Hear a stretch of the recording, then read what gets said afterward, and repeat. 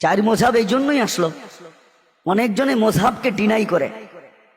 আমার কথাটা মনে রাখেন, দুনিয়াটা কিন্তু চার ভাগে বিভক্ত। কয় ভাগে বলেন তো, কয় ভাগে? দুনিয়ার জমিনটা চার ভাগে বিভক্ত। কিছু জমিন পাবেন শুধু পাহাড় আর পাহাড়, ওইখানে সমতলের কোনো চিহ্ন নাই, থাকলেও খুব সীমিত। কিছু জমিন পাবেন মরু আর মরু, যেমন মিশর থেকে নিয়া টিউনিসিয়া, জাজায়ের, মরক্কো, মরিতানিয়া, আটলান্টিকের একবারে পার পর্যন্ত, এটা হলো সাহারা মরু। আমি 2 বার গেছি এখানে।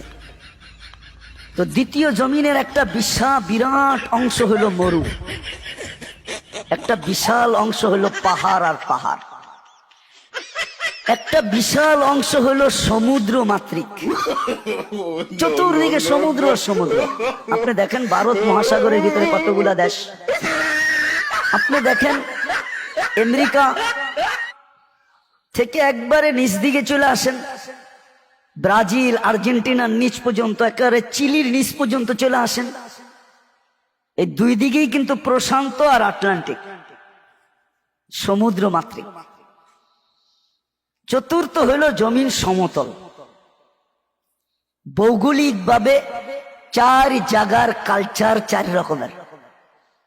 আপনি ঘোরেন না দিলে আপনি বুঝবেন না এটা, আপনি তো শুধু হাদিস দেখতেছেন, এই জন্য আপনার সামনে হাদিসই শুধু ভাসে। আপনি মুসাফ দেখতে পারতেছেন না কেন? জমিন এই 4 ভাগে বিভক্ত, এটা আপনি জানেনই না। আপনি যায়া দেখেন টিউনিসিয়ায় কত লোক বাস করে, জাজায়েরে কত লোক বাস করে, মরিতানিয়ায় কত লোক বাস করে, মরক্কো কত লোক বাস করে, মালির একটা অংশ কত লোক বাস করে, জান আপনি যান। তো মজহাবের বিভক্তি হইল জমিনের অবস্থার প্রেক্ষিতে।